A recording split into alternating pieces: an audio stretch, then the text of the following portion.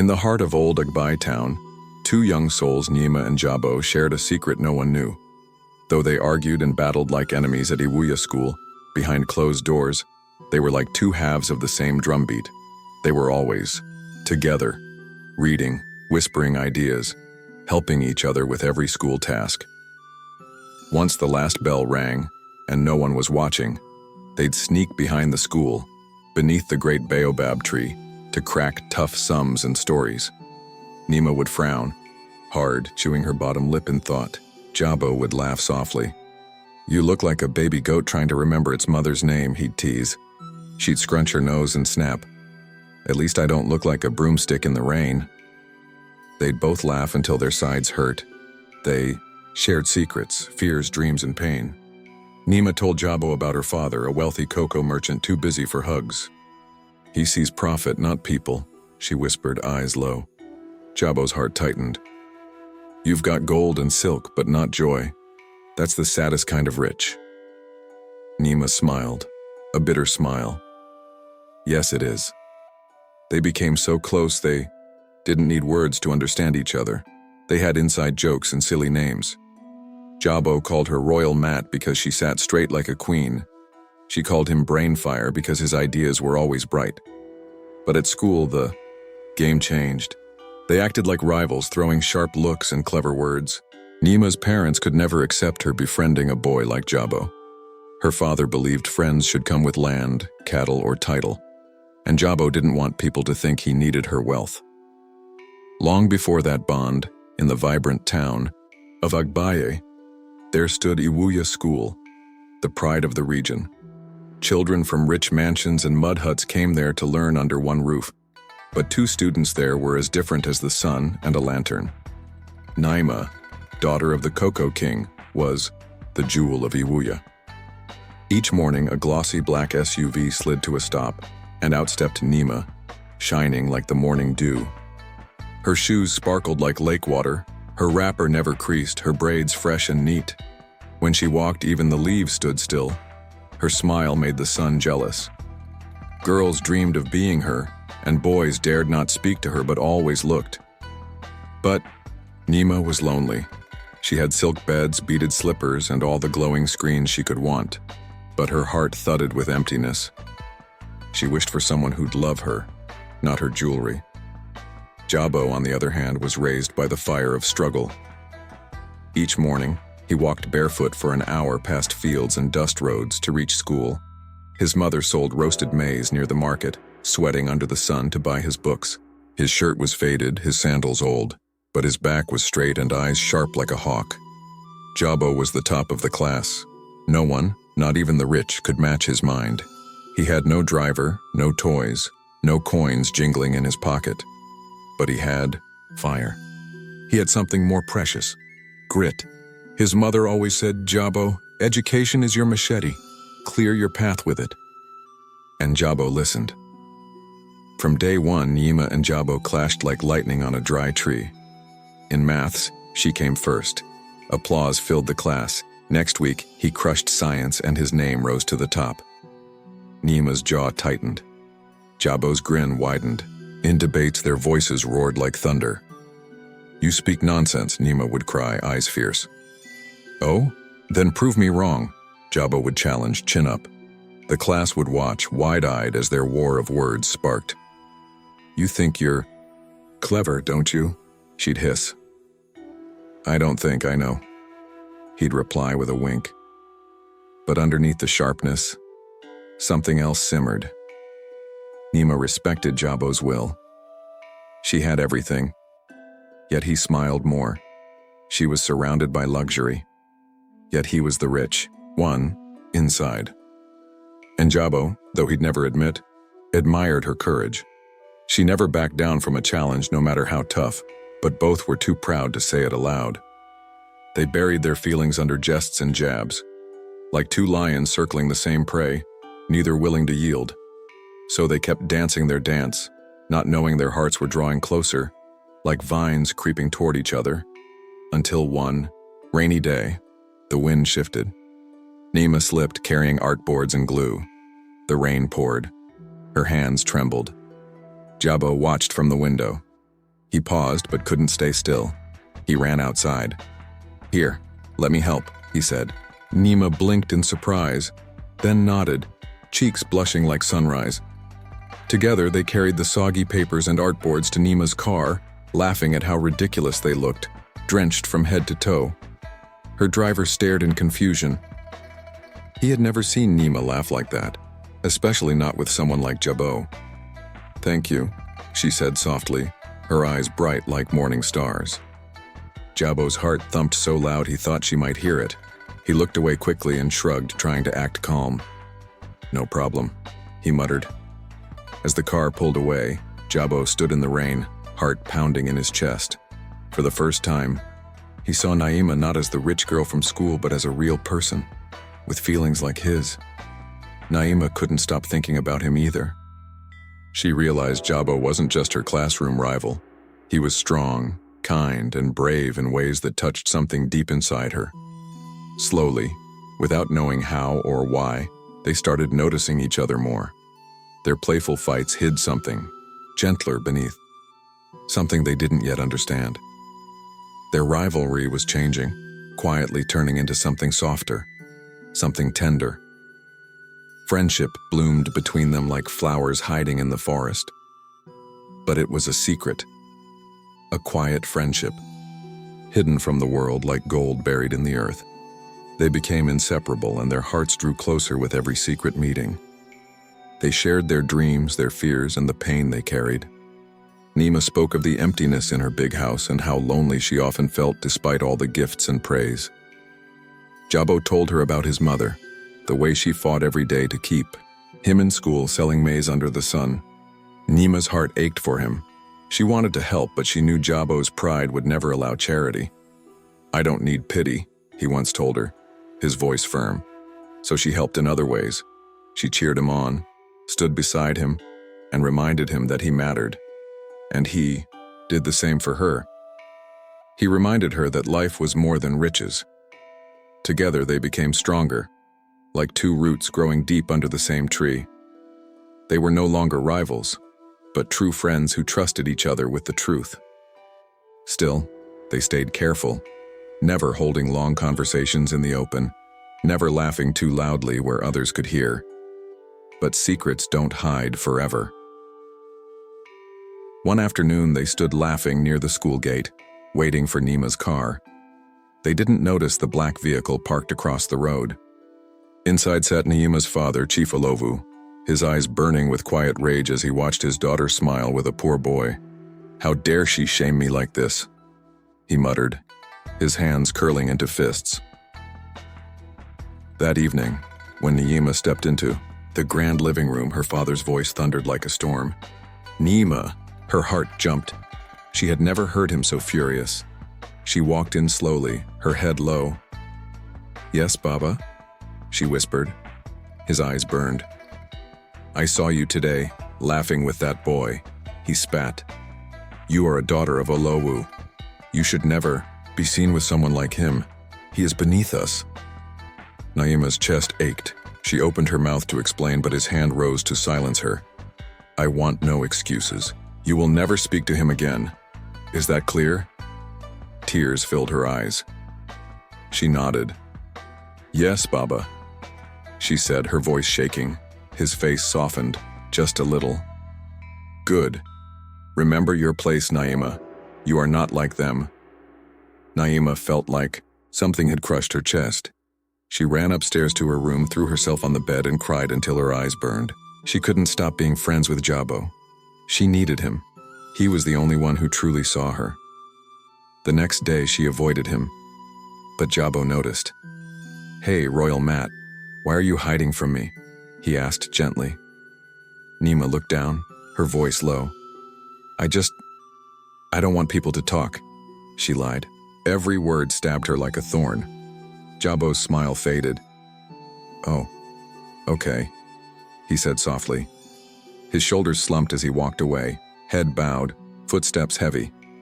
Nima watched him go, her heart screaming inside. She didn't want to lose him. She couldn't. That afternoon, when the school was empty, she found him under the old baobab tree. He sat alone, eyes staring far into the sky. She walked up and sat beside him quietly. "I'm sorry, Brainfire," she whispered. "I didn't mean to hurt you." Jabo looked at her, his expression softer. "Then why say those things?" Nima's eyes welled up. "My father saw us yesterday. He was furious. He told me never to speak to you again. He said you're not my class," she said, trembling. Jabo turned away, his jaw clenched. "Because I'm poor," he muttered. Nima grabbed his hand tightly. "I don't care about that. You're my best friend. I don't want to lose you," she said through tears. "Really?" Jabo asked, hope flickering in his voice. Nima nodded. "Yes, but we have to keep it a secret. Baba must never know." Jabo smiled and squeezed her hand. "All right, Royal Mat, our little secret." They sat there together, hands locked, hearts steady. They knew their friendship was forbidden, but they didn't care. It was real. It mattered. And so, their secret meetings continued. They laughed, shared stories, and felt free under the old baobab tree. From the outside, nothing seemed different. But inside, everything had changed. They were happy, but deep down they both knew. Secrets don't stay buried forever. At the edge of town, excitement buzzed through Nima's home. Her parents were full of dreams, carefully crafting her future. "You will attend the great University of Bador," her father declared proudly, his eyes gleaming with pride. "You will be the most brilliant, most successful girl in the entire region."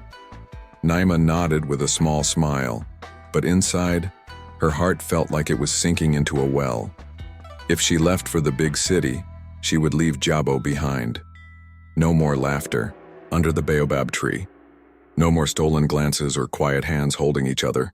Just the thought of losing him made her chest feel tight, like ropes pulling her heart from every side. Meanwhile, Jabo hid a storm behind his calm eyes. He knew Naima would go off to a grand university, but how could he? His mother was still struggling to feed them. University felt like a far-off land he could never reach. He didn't say a word, pretending to smile, but each passing day chipped away at his spirit. One quiet afternoon, under their favorite tree, Naima noticed something different. "What's wrong, Brainfire?" she asked gently. Jabo looked away and tried to smile. "I'm all right, Royal Mat." But Naima wasn't fooled. She reached for his hand and held it tightly. "Tell me," Jabo sighed, his shoulders slumped. "I don't have money to go further. I may have to stay back and help Mama sell corn." Naima's heart dropped.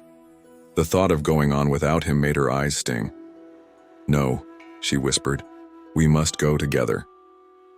Jabo shook his head, pain flashing through his eyes. "You're from a world of gold and silk. I'm just a boy with dust on his shoes. It's not that simple." Tears filled Nima's eyes, but she quickly wiped them. She refused to accept this ending. Then, a wild idea planted itself in her heart. A dangerous idea, but the only one that felt right. If Jabo couldn't go to university, then she wouldn't either. She would fail her entrance exam on purpose. "If he can't go," she whispered to herself, "then neither will I." The first exam came. Naima sat in the big hall with her paper before her. The questions were easy, too easy, but she let them sit blank. Her hand refused to move.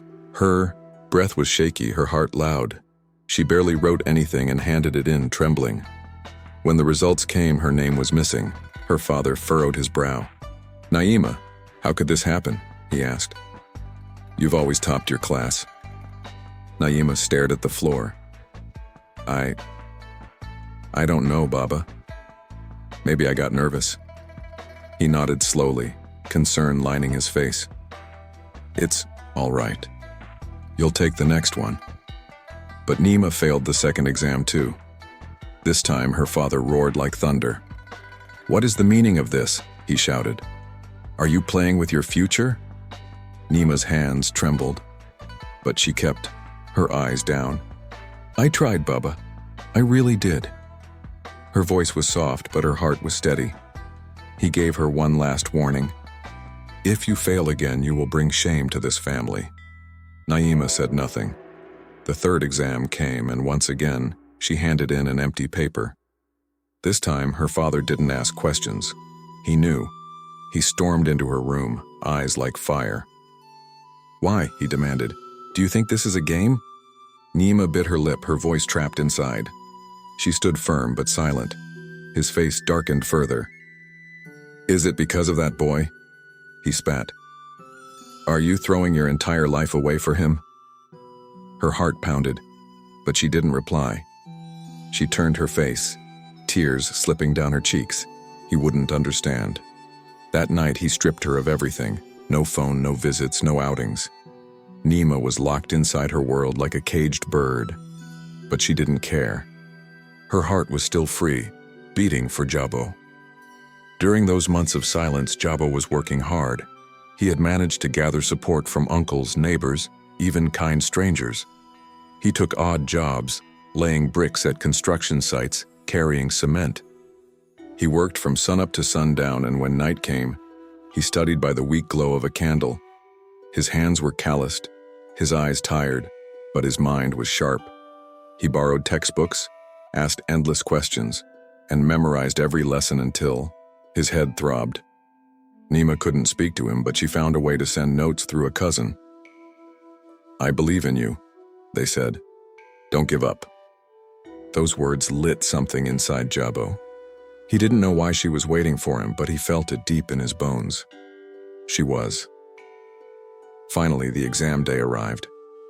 Jabo's palms were sweaty as he entered the hall. He thought of his mother, who prayed for him every day. He thought of Naima's scribbled notes. He thought of the future he dreamed of and whispered to himself, I can do this. His pen danced across the page. Every answer felt like a stone being laid on the path to his destiny, and when the results came, his name was there, bold and bright. He had passed. His mother wept and held him tightly. You did it, my son, she cried. You made us proud. Jabo could only smile through his tears. We did it, Mama, all of us. When Naima heard the news, she jumped to her feet. Her heart fluttered like a butterfly. She rushed to her father, eyes glowing. Baba, please. Let me try again, she begged. He stared at her, suspicious. Why now? He asked. What's changed? Naima's voice wavered, but she kept her gaze steady. I want to make you proud. Her father's face slowly softened, the anger melting from his eyes. Fine, he said quietly. But this is your last chance. This time, Naima didn't hesitate. She entered the hall with calm resolve. Her pen moved swiftly, her mind sharp and steady. Every answer flowed, with purpose.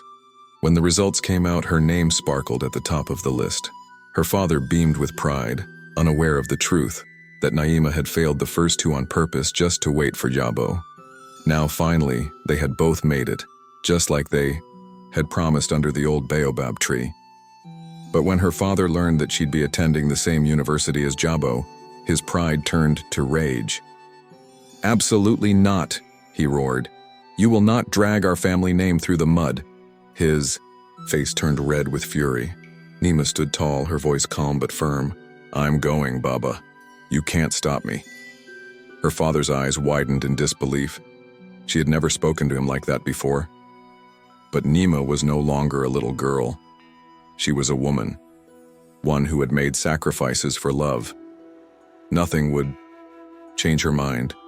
She was ready to step into the world, and she would do it with Jabo by her side. At university, Naima and Jabo were finally free. No more hiding, no more whispering in secret.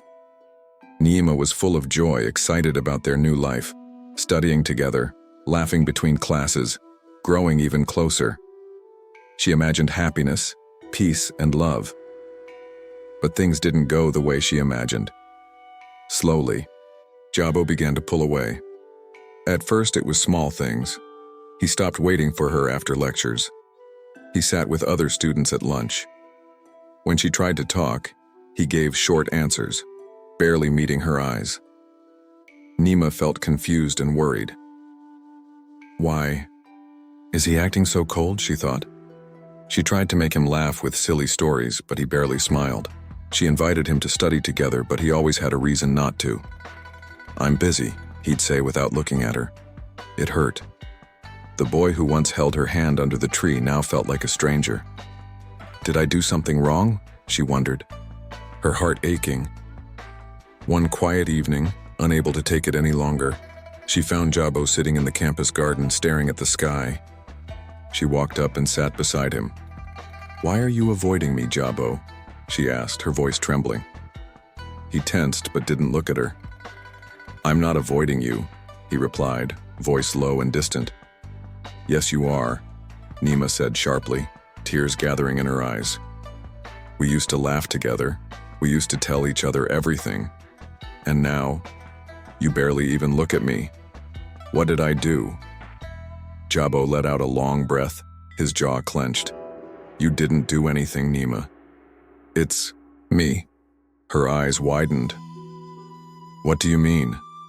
Jabo's voice was heavy with pain. Look around you, you're rich, you're beautiful. You belong to another world. I'm just a poor boy trying to make it. We don't belong together. Nima's heart shattered. She grabbed his hand tightly. I don't care about money or rules. I love you, Jabo, she cried, her tears falling fast. His eyes softened, filled with sorrow. But the world does care, Nima. They look at us and see a princess and a pauper, and sometime I start to believe them. She shook her head, her voice rising. That's not true. You're the strongest, bravest person I know. You mean more to me than anything. Jabo turned away, his shoulders sagging. I want to believe that, but I'm scared. What if your father's right? What if I'm not enough for you? Nima reached out, cupping his face, forcing him to meet her eyes. You are enough. You're more than enough, Jabo. Don't let the world make you doubt that, she whispered, her gaze full of love. Tears filled Jabo's eyes. He wanted to believe her, but the voices in his head were loud, telling him he'd never be good enough, never be accepted. He pulled away from her touch, his face hardening. I need to be alone, Naima, he said coldly. Please, just leave me alone. Naima felt something inside her break. She reached for him, but he had already stood and walked away. She sat there helpless, tears pouring like rain. Why is he pushing me away? She cried. Can't he see how much I love him? She remained in the garden, alone and shattered. The boy she loved was slipping away and she didn't know how to stop it. Meanwhile, Jabo returned to his room, dragging his feet like a man carrying stones. He sat on the edge of his bed, his heart heavy with guilt. He loved Nima more than anything. But fear held him back. Fear of not being enough. Fear of being left behind. Fear of the future. Their love was strong, but the distance between their worlds was stronger. And as they drifted apart, they both wondered the same painful question. Was love ever truly enough? Nima missed him terribly. She missed his smile, his laugh, the way he looked at her like she was the only person in the world. She didn't understand why he was pushing her away.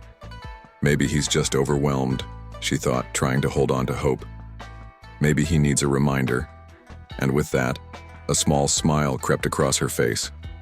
She had a plan. I'll cook. And I'll make his favorite, Nima whispered to herself, eyes filled with hope. She spent the whole afternoon in the shared kitchen, carefully preparing spicy jollof rice with fried plantains, just the way Jabo loved it. Every spoon she stirred carried her love. When it was ready, she packed the food neatly into a small basket and hurried toward his hostel room, her heart thudding with anticipation. As she reached the door, hand raised to knock, she paused. Laughter spilled from inside, a laugh she knew too well, Afia's. Naima froze. What is she doing here? She wondered, her fingers trembling. She leaned closer, her ear resting against the wooden door. Then she heard Jabo's voice, low and gentle. You're so beautiful, Afia. I don't deserve someone like you. Nima's chest tightened. Her heart pounded as if trying to break free. Inside, Afia's voice answered sweetly, You deserve more than me, Jabo. You deserve someone who truly loves you. No, Nima whispered, her legs weakening beneath her. She pushed the door slightly open, just enough to see inside. What she saw stole the breath from her lungs. Jabo and Afia, wrapped in each other's arms, their lips locked in a kiss, so deep it shattered her world. The basket slipped from Naima's hands. The container tumbled, spilling rice and plantains across the floor. Her whole body trembled. She wanted to scream, to storm in, to ask why. But her legs wouldn't move. Her chest tightened, her throat clenched. With tears clouding her eyes, she turned and ran, down the hallway, down the stairs, out into the street, through the wind and dust. She didn't stop running until she reached the base of the baobab tree, their tree. She collapsed, falling to her knees, her shoulders shaking with grief. Why, Jabo? She cried out, broken. I gave up everything for you. I loved you. Why would you do this to me? She remained there for hours, tears carving silent rivers down her cheeks. Her love had been pure, her trust deep, and now both lay in ruins. Back in Jabo's room, Afia smiled to herself. She was clever and calculated. She had watched Nima for years, always admired, always adored, always chosen. Naima had everything: beauty, wealth, attention, and Jabo's love. And Afia? She was done being second. She started visiting Jabo often, showing up with sweet words and gentle hands. Slowly, she dripped poison into his ears. Naima's world is not yours, Jabo, she whispered. Her family will never accept you. You'll never belong with her. Jabo believed her. The fear in his heart grew louder. She'll leave you one day, Afia would murmur, brushing his hand. She's too good for you. Jabo's confidence cracked. Her words became his thoughts. Maybe she's right. Maybe I'm not enough. Afia saw her chance and took it. Every time he doubted himself, she was there, holding him, whispering fake comfort. I'm here, Jabo. I see you. I care. And Jabo, tired and broken, began to lean into her arms. One evening, as they sat together in the quiet of his room, Afia kissed him, softly at first. Jabo froze but didn't push her away. His heart ached with confusion. His mind said stop, but his pain said stay. He closed his eyes and returned the kiss. Nima saw it all: the betrayal, the lies, the end of everything. Her soul cracked open. As she ran from that doorway, every step taking her deeper into sorrow. For days, she locked herself away. Her room stayed dark. She barely touched her food. Her eyes were swollen, her throat sore from silent cries. She refused to speak to her parents, not because she didn't trust them, but because she couldn't bear to say it aloud. She couldn't let them know how shattered she felt. I'll handle it, she told herself. Alone. After days of tears, Naima stood before her mirror. Her face was tired, her eyes red. She stared at her reflection. Enough, she said, her voice cold. No more crying. If Jabo could betray her, then love meant nothing. She hardened her heart like stone. No one will ever get that close to me again, she whispered. She picked up her books and made a promise to herself. I'll be the brightest star in this university. I don't need him. I don't need love. Her voice was calm, her pain buried deep. She packed away her sorrow and walked back onto campus with her head high. Her face was cold, and her heart guarded. Nima walked past Jabo like he was invisible. She laughed with friends, but her laughter held no joy. She smiled politely, but her eyes were hollow. Though she became the brightest student in class, the pride of her lecturers and the envy of her mates, her soul remained broken. No amount of achievement could mend what had been torn. She tried to erase Jabo from her life, but she couldn't. His face haunted her dreams, His voice echoed in her thoughts. His betrayal burned in her chest. Like wildfire, she had once given him everything, her heart, her dreams, and now she no longer believed in love. Years passed. They graduated and drifted into different corners of life. Niima transformed into a dazzling, intelligent young woman. Her beauty was like sunrise over calm waters, and her brilliance was unmatched. Her parents were proud but concerned. "You're getting older, Niima," her mother said one evening, placing her hand over hers. "It's time you got married." Niima smiled gently. "Yes, Mama." But inside, she didn't care about marriage. Love had deceived her once. She wouldn't let it wound her again. Her parents arranged her marriage to a wealthy, well-known man named Ojima. He was handsome, rich, everything society claimed a woman should want. "You'll be happy with him," her father promised, his tone full of certainty. Niima agreed, not because she loved Ojima, but to make her parents happy. "Maybe I'll grow to love him," she thought. "Maybe this is what fate wants." The wedding was grand. Music, drums, dancing filled the air. She wore a snow-white gown, her smile bright under the lights, but beneath her painted joy, her heart was a frozen lake. As she walked down the aisle, she searched the crowd for Jabo's face just once, but he was nowhere to be found. After the wedding, she moved into Ojima's mansion. The house was grand, glittering chandeliers, marble floors, velvet curtains, but the walls felt cold, just like Ojima's heart. At first he was kind, showering her with gifts and compliments, but soon his sweetness soured. He became cold, cruel. He cheated openly, even bringing other women into their home. One night, Niima found him with another woman. Her voice trembled. "Who is she, Ojima?" His face was hard. "She's my lover. I can do whatever I want." "But I'm your wife," she cried. He laughed cruelly. "You're just for show, a pretty face." "I never loved you, Niima." Her heart cracked. She tried to speak, but her sobs swallowed her voice. Ojima's face darkened. "Stop crying. You're embarrassing me," he snapped. Before she could react, his hand rose and struck her cheek with a loud slap. She stumbled backward, stunned. You hit me," she whispered. "You deserved it," he sneered.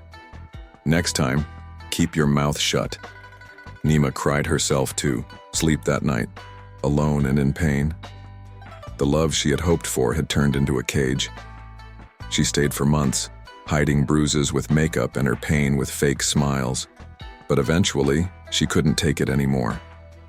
She gathered her strength and left. Her parents were furious. "You've shamed us," her father thundered. "You walked out on wealth." "I'm sorry, Baba," she said, her eyes full of tears. "But I couldn't stay. He was cruel." But her father's heart was hard. "You are a daughter of Obadele. You must marry someone of power. I don't care about your feelings." Before she could even breathe, they arranged another marriage. And then another. The next man, Desua, was worse. Controlling and possessive, he watched her every move. "You belong to me," he whispered, gripping her arm. Niima felt like a prisoner in her own home. She tried to smile, to please him, but nothing worked. Desua was cold, cruel, and unrelenting.